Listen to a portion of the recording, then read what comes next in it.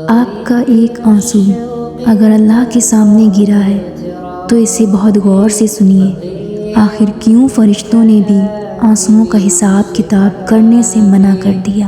وہ فرشتے جو حساب کتاب کرتے ہیں نا، وہ جب آپ صلی اللہ علیہ وسلم کے پاس آئے اور انہوں نے بولا کہ آپ صلی اللہ علیہ وسلم، ہم ہر گناہ اور ہر ثواب، ہر عمل آپ کے بندوں کا لکھتے ہیں، لیکن ہم آنسوؤں کا حساب نہیں کرتے۔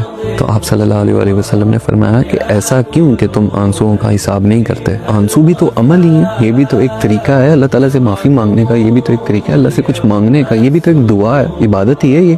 تو فرشتوں نے بولا کہ آپ صلی اللہ علیہ وسلم، آنسو جو ہے نا، ان کا حساب اتنا بڑا ہے کہ ہمارا سارا حساب کتاب خراب ہو جاتا ہے۔ کتنا بڑا ہے؟ ایک آنسو کا کتنا ہی حساب ہوگا؟ بولا کہ ایک آنسو ہے نا، اگر انسان کی آنکھوں سے گرے تو اس کا حساب ایسا ہے کہ جہنم کی آگ، جتنی بھی آگ ہے نا، اس پر حرام کر دی جاتی ہے۔ ہم ایسا حساب نہیں کر سکتے، یہ حساب کتاب کرنے کے لیے اللہ تعالیٰ کا ایک اور نظام ہے، یہ ہم نہیں کر سکتے۔ اتنا مشکل حساب ہے ایک آنسو کا کہ ہم یہ کر ہی نہیں سکتے۔ تو جو شخص اپنا دکھ اللہ کو بتاتا ہے، اللہ سے دوستی اس نے لگائی ہے، اپنی خوشی بھی اس کو بتاتا ہے، اپنا دکھ بھی اس کو بتاتا ہے، تو اس انسان سے بہتر انسان کون ہے؟ ممکن ہی نہیں ہے کہ کوئی اس سے بہتر ہو۔